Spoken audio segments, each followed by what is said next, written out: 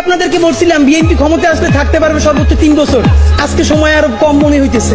BNP যদি বিপুল ভোটে না 300-তে 300 জিততে আসে, এই অবস্থায় সে 2 বছরের বেশি সরকার রান করাইতে পারবে না। এমন অবস্থা হইতে পারে আপনারা সংসদে বসে যদি দেশ বিরোধী আইন করেন, মানুষ নিজের জানমালের কথা ভাইবা সব বন্ধ কইরা সংসদে গিয়েও আপনাদেরকে পিটাইতে পারে। সুতরাং নির্বাচনের চেয়ে সেই ক্ষমতা কেমনে সুসংহত করবেন এইটা মনে রাখেন। কেন পারবেন না? হিসাব সোজা ভাই, মানুষের হাত খুলে গেছে। মানুষ মাইর খাইতে খাইতে এখন মাইর দিয়া শিখে গেছে। আপনি যত তাড়াতাড়ি একটা বাজে কথা বলবেন, আপনি 3টে বাজে কথা শুনবেন। আপনারা তখন যত ইংলিশে মব বলার চেষ্টা করেন, তাতে আপনারা টিকতে পারবেন না। সুতরাং আপনারা জনতার রাজনীতিতে ফিরেন। এই যে আগে যারা আওয়ামী লীগ চেটেছে 15 বছর ধরে, সেই চাটাটা এখন জিব্বাটা একটু একবার কুলি করে বিএনপির দিকে জিব্বা বাড়িয়ে দিয়েছে। এটা বিএনপিকে বলতে হয় না আমাকে চাটো, কারণ সে জানে আগামী এখন আবার বেশ কিছুদিন ক্ষমতায় বিএনপিকে থাকবে। সুতরাং প্রচুর পরিমাণ বিএনপিকে চাপতে হবে।